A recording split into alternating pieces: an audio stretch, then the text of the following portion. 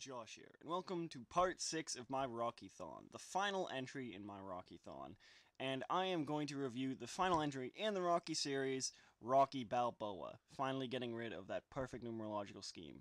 Damn you, Sylvester Stallone. But I understand why they did it. The last sequel in the Rocky series was forever ago, and ostensibly this movie could be taken on its own, although I think it would be diminished of much of its impact.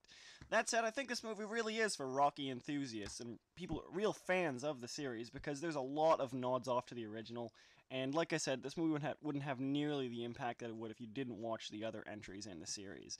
And if you had, this movie works fantastically, I think. Definitely a return to form. Sylvester Stallone's to the directing, or returns to the directing chair, writing, and you know what? Fantastic entry. This entry reminds me a lot of what Rocky 5 could and should have been, I think. And while I still say that Rocky 5 isn't a bad movie, I think that Rocky 6 trumps it in every way imaginable. Rocky Balboa to me is one of the best entries in the Rocky series. The story picks up a long time after Rocky 5, which again, lack of a few plot devices, particularly the brain damage mentioned in Rocky 5 is nowhere to be heard of here. But small quibbles aside, there's a really powerful opening where Rocky just wakes up by himself in a lower-end apartment in Philadelphia, still hasn't recovered from his financial woes. If anything, he seemed to have got slightly better, but nothing really huge. And we soon learn that, and this really is a spoiler because it's in the first 5 minutes, that Adrian has died, actually, from cancer. And with the movie really focuses a lot more on Rocky on this time, with a lot fewer side characters, and I really liked that because it made me appreciate the character a lot more again. In the last few entries, there's been a lot of dehumanization of Rocky, it seems, from him being a superhero in 4 to just added subplots in 5 from other characters. It's nice to have the personal focus back from the original couple, I should say. And the story takes a great direction here. Like I said, it's much like 5, but done a lot better.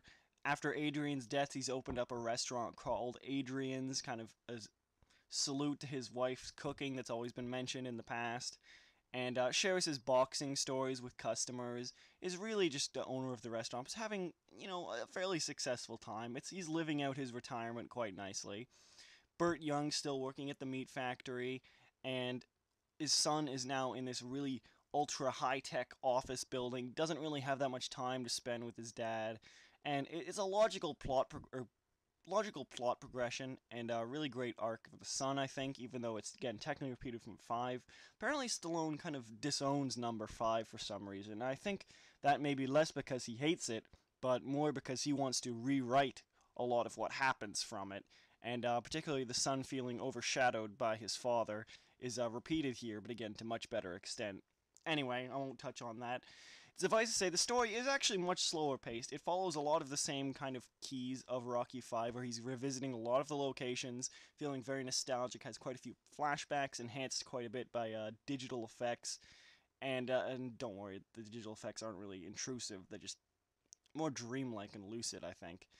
Anyway, there's some really great portions here, some really great dialogue. It's nice to see these characters aging. I really do love the idea, and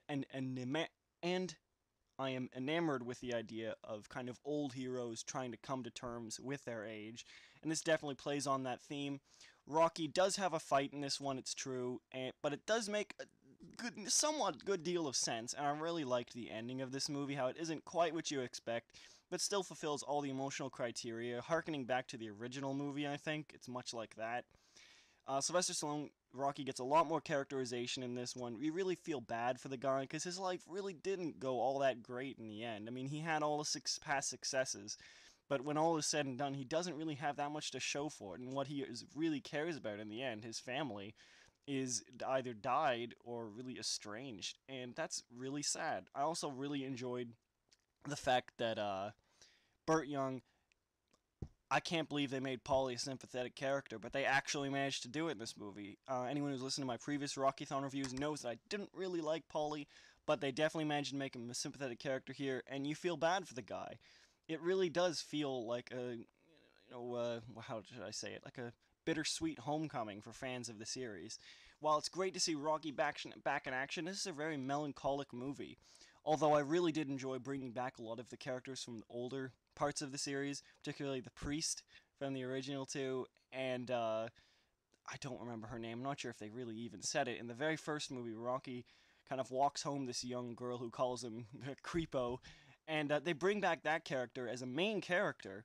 And there's a really fantastic, really human subplot in there that is not. It isn't a romantic subplot. I think it just really feels deeply human because honestly, it feels like there's a connection between those two people that kind of transcends that. There's an understanding, I think, and I really, really love that. There seems like a lot of depth to this movie, despite the fact that this movie isn't terribly long. They really nailed a lot of the acting in this movie. There feels like these people have known each other. Some of them quite literally have known each other, like Burt Young and Sylvester Stallone. But some of the newer actors, especially, the only weak link I think I have here in acting is perhaps Mason Dixon, the quote unquote opponent for this movie, who he's not all that great. I mean, he is not an actor, so to his credit, he does do a good job for that. But otherwise, I really can't complain. I think everyone did a pretty good job. The son doesn't really get a whole lot of screen time, but does manage to establish that sense of connection. I really don't want to spoil a whole lot about the story. Suffice to say that, like I said, it is a very melancholic movie, and despite that, it really does have an uplifting message and leaves the series on a really great high note. I couldn't say more. I can't say enough about this movie. As for the effects of cinematography, really does get up there again. I gotta say, this was an incredibly stylish movie.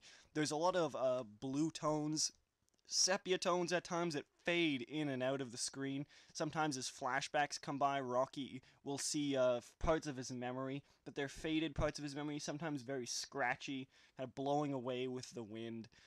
For instance, he stands on his steps to his old house from the original Rocky, and sees Talia Shire, kind of just standing at the steps waiting for her to come in, and just sees her memory blow away into the wind. It really gives you, like I said before, a lucid feeling of time passing in this series. As well, the final fight. Clearly, Rocky is much older this time. The fight is played from quite a bit more realism than the previous three movies. And you really could tell, he's past his prime, but he still has the will to do this thing. And while it may be a little unrealistic if you stop and think about it really logically, I do think it manages to convince you of its own realism. And particularly, it manages to make this realism incredibly exciting because there's some great black and white photography during the fight with colors kind of seeping in through specific parts of the image. For instance, like bright red blood. It reminds me a lot of Sin City, actually. I know that's definitely an overused phrase, but it really does. And it's a great effect, like I said. There's some really flashy cinematography. A lot of it is also very long takes, which makes you appreciate the shape that these people must be in. It felt like you were watching a real fight. And this is easily one of the best fights since the second movie, in my opinion. Second and third movies had the best fights to me, but this is definitely up there. I don't know which one I'd call my favorite. Overall, though, I think the sound, too, and this definitely needs to be mentioned.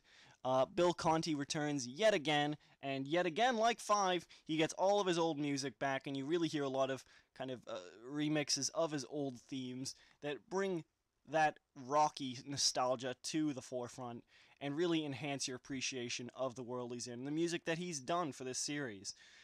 The only other thing I really want to mention is that Mason Dixon, his subplot, I didn't find very involving. It pushed the story with Rocky forward, but other than that, it didn't seem all that great. It just kind of fell flat for me. I didn't think he was the best villain, but a small gripe in a fantastic movie. I may not sound as excited as I do some of the other reviews, that's really just because of my mood. I love Rocky Balboa, fantastic movie, easily one of my favorites in the series. I'm not sure which one I'd call my favorite, to be perfectly honest. Probably the original. I'd probably go 1, 6, 2, 3, 5, 4. I guess that'd be my list in order. But overall, I love the Rocky series, really deeply human character, and a lot of my assumptions held true from the original, that this series really does thrive on the fact of Sylvester Stallone's writing and the fact of his very richly developed character. Despite some flaws in the series, the Rocky series is truly iconic. It really does give you a great feeling each time. There's a lot of story and acting meat to digest. Overall, if you have any passing interest in the Rocky series, and if you're worried maybe about watching this one, if you haven't already, then don't let me assuage you from any of my bad reviews of particular 4. But go see this series. Rocky 6 especially, a fantastic conclusion to a series. It really ends the series out on a high note that I did not expect could happen. Sylvester Stallone definitely shows again that, like the final Rambo film, he can bring it back.